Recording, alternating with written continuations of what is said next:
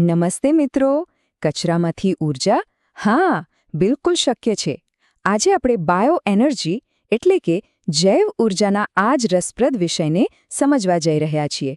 તો ચાલો શરૂ કરીએ. ચાલો એક વિચાર કરીએ. શું એવું બની શકે કે ગાયના છાણમાંથી રસોઈ માટે ગેસ બને?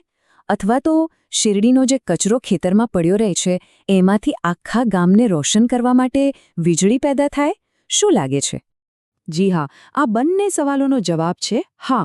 અને આ કોઈ જાદુ નથી હો, આ તો છે પ્યોર સાયન્સ. આને જ તો કહેવાય છે બાયો એનર્જી, એટલે કે જૈવ ઊર્જા. એક એવી ઊર્જા જે આપણી આસપાસની જ કુદરતી વસ્તુઓમાં છુપાયેલી છે. તો આપણે આ વિષયમાં ઊંડા ઉતરીએ એ પહેલાં જણાવી દઉં કે આ વિશ્લેષણ જગદીશ પાટણકર દ્વારા તૈયાર અને પ્રસ્તુત કરવામાં આવ્યું છે. તો સૌથી પહેલો અને સૌથી અગત્યનો સવાલ, આખરે આ જૈવ ઊર્જા છે શું? ચાલો એના મૂળભૂત કોન્સેપ્ટને બરાબર સમજી લઈએ. જુઓ, બહુ જ સિમ્પલ છે. બાયો એનર્જી એટલે કે જૈવ ઊર્જા. બાયો મતલબ જીવંત વસ્તુઓ અને એનર્જી મતલબ ઊર્જા. તો જે ઊર્જા આપણને જીવંત પદાર્થો એટલે કે બાયોલોજિકલ મટીરિયલમાંથી મળે એને જૈવ ઊર્જા કહેવાય. જેમ કે છોડ, પ્રાણીઓ અને એમનો જે ઓર્ગેનિક કચરો હોય ને, બસ એમાંથી જ. હવે એક વાત ખાસ ધ્યાન રાખજો. પરીક્ષામાં પણ આ ભૂલ ઘણા લોકો કરે છે. બાયોમાસ અને બાયો એનર્જી આ બંને એક નથી.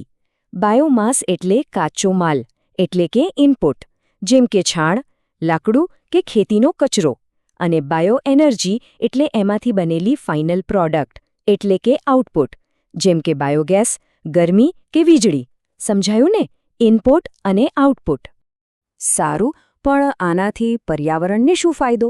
આનો જવાબ છુપાયેલો છે એક બહુ જ મજેદાર કોન્સેપ્ટમાં, જેને કહેવાય છે કાર્બન ન્યુટ્રલ સાયકલ. હવે આ એવું ચક્કર છે જેમાં વાતાવરણમાં કોઈ નવી વસ્તુ ઉમેરાતી જ નથી. બધું બેલેન્સ થઈ જાય છે. ચાલો જોઈએ આ આખું ચક્ર ચાલે છે કેવી રીતે. તો આ ચક્રનું પહેલું પગથિયું. આપણને બધાને ખબર છે છોડ શું કરે? એ સૂરજ પાસેથી શક્તિ લઈને હવામાંથી કાર્બન ડાયોક્સાઇડ એટલે કે CO2 શોષી લે છે. આ પ્રક્રિયાને આપણે પ્રકાશ સંશ્લેષણ કહીએ છીએ. બસ આ CO2 એ એનો ખોરાક છે. હવે જે કાર્બન ડાયોક્સાઇડ છોડે પોતાનામાં સ્ટોર કર્યો હતો એ છોડ કે પછી એના કચરાને, જેને હવે આપણે શું કહીશું? બરાબર, બાયોમાસ. એ બાયોમાસ પર અલગ અલગ પ્રોસેસ કરીને એમાંથી ઊર્જા બનાવવામાં આવે છે, એટલે કે બાયો એનર્જી. અને હવે આવે છે સૌથી મહત્વની વાત. જ્યારે આપણે આ બાયો એનર્જી વાપરીએ ત્યારે હવામાં જે CO2 પાછો જાય છે એ કેટલો હોય છે ખબર છે? એક્ઝેક્ટલી એટલો જ જેટલો છોડે શરૂઆતમાં હવામાંથી લીધો હતો. એટલે કે કોઈ એક્સ્ટ્રા CO2 વાતાવરણમાં ઉમેરાયો જ નહીં. જેટલું લીધું એટલું પાછું આપ્યું. એટલે જ તો આ સાયકલ કાર્બન ન્યુટ્રલ કહેવાય છે. એકદમ પરફેક્ટ બેલેન્સ. ચાલો હવે આ બધી થિયરીને બાજુ પર મૂકીએ અને એકદમ પ્રેક્ટિકલ ઉદાહરણ જોઈએ. અને એ છે બાયોગેસ પ્લાન્ટ. પરીક્ષા માટે આ સૌથી અગત્યનો ટોપિક છે. અને સાચું કહું તો આપણા ગામડાઓ માટે તો આ એક ક્રાંતિ જેવું છે. તો જુઓ, આ છે biogas plant. Step by step સમજીએ. સૌથી પહેલાં અહીં આ મિક્સિંગ ટેન્કમાં છાણ અને પાણી ભેગું કરીને એક રબડી જેવું મિશ્રણ તૈયાર કરાય છે, જેને સ્લરી કહેવાય. પછી આ સ્લરીને આ મોટી ટાંકીમાં એટલે કે ડાયજેસ્ટરમાં નાખવામાં આવે છે. અહીં અંદર ઓક્સિજન બિલકુલ નથી હોતો અને આ ઓક્સિજન વગરના વાતાવરણમાં નાના નાના બેક્ટેરિયા આ સ્લરીને ખાવાનું શરૂ કરે છે, એનું વિઘટન કરે છે. આ પ્રોસેસથી ગેસ બને છે, જેમાં મુખ્ય હોય છે મિથેન ગેસ. આ ગેસ હલકો હોવાથી ઉપર આ ગેસ હોલ્ડરમાં ભેગો થાય છે અને છેલ્લે આ પાઇપલાઇન એટલે કે આઉટલેટમાંથી એ ગેસને સીધો રસોડામાં કે લાઇટિંગ માટે લઈ જવાય છે. એકદમ સરળ અને અસરકારક.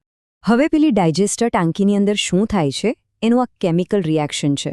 જે ગ્લુકોઝ હોય છે ને એ તૂટીને બે વસ્તુ બનાવે છે, મિથેન અને કાર્બન ડાયોક્સાઇડ.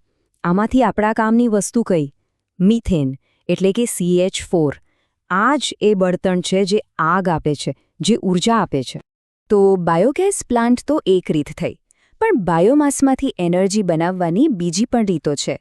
મુખ્યત્વે 4 પદ્ધતિઓ છે અને પરીક્ષા માટે આ ચારેય નામ યાદ રાખવા જરૂરી છે. ચાલો ફટાફટ જોઈ લઈએ. તો આ રહી એ 4 મુખ્ય પદ્ધતિઓ. પહેલી છે દહન. હા, તો સૌથી જૂની અને સિમ્પલ રીત છે. સીધું લાકડું બાળીને ગરમી મેળવી. બીજી છે એનારોબિક પાચન. જે આપણે હમણાં જ બાયોગેસ પ્લાન્ટમાં સમજ્યા. ત્રીજી છે આથવણ. આ એ જ પ્રોસેસ છે જેનાથી શેરડી જેવી ગળી વસ્તુઓમાંથી ઇથેનોલ બને છે. અને ચોથી છે ગેસિફિકેશન, જેમાં બાયોમાસને થોડા ઓક્સિજન સાથે ગરમ કરીને સિનગેસ નામનો એક ખાસ ફ્યુલ ગેસ બનાવાય છે. તો આપણી પ્રોસેસ તો સમજી લીધી, પણ હવે થોડું ઝૂમ આઉટ કરીએ અને આખી વાતને મોટા પાયે જોઈએ. એટલે કે બાયો એનર્જીના ફાયદા શું છે, ગેરફાયદા શું છે અને એનો ઉપયોગ ક્યાં ક્યાં થાય છે. ફાયદા તો ઘણા છે. સૌથી મોટો ફાયદો એ છે કે આ રિન્યુએબલ છે, એટલે કે નવીનીકરણીય. એ ક્યારેય ખૂટશે નહીં. બીજું, પેટ્રોલ ડીઝલની સરખામણીમાં પ્રદૂષણ બહુ ઓછું કરે છે. ત્રીજું, જે કચરો આમ તેમ ફેંકાય છે એનો કેટલો સરસ ઉપયોગ થઈ જાય છે.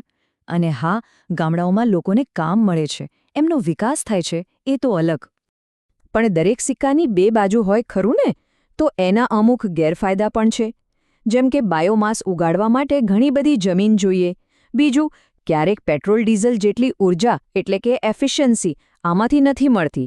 અને પાક તો સિઝન પ્રમાણે થાય, એટલે આનો સપ્લાય પણ ક્યારેક મોસમી બની શકે છે. તો આ બાયો એનર્જી આપણા રોજિંદા જીવનમાં ક્યાં વપરાય છે?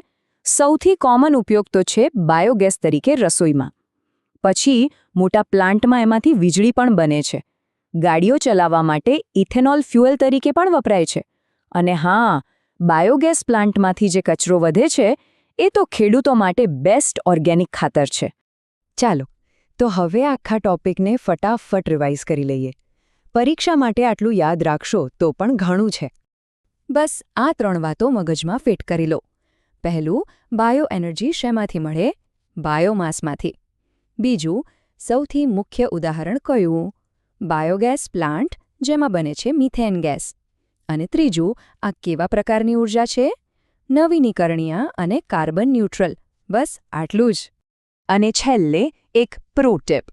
જો આ સવાલ પરીક્ષામાં આવે તો બાયોગેસ પ્લાન્ટનો ડાયાગ્રામ દોરીને તેના ભાગોને બરાબર લેબલ કરવાની પ્રેક્ટિસ જરૂર કરજો. ગેરંટી છે આ સવાલમાં પૂરા માર્ક્સ મળશે. તો આશા છે કે બાયો એનર્જીનો આ કોન્સેપ્ટ હવે એકદમ ક્લિયર થઈ ગયો હશે. જો આ વિશ્લેષણ પસંદ આવ્યું હોય તો વિડીયોને લાઇક અને શેર જરૂર કરજો. અને કોમેન્ટમાં જણાવજો કે કેવું લાગ્યું. અને હા, આવા જ બીજા ટોપિક્સ માટે અમારી ચેનલ ધ સિલેબસને સબસ્ક્રાઇબ કરવાનું ભૂલતા નહીં. આભાર.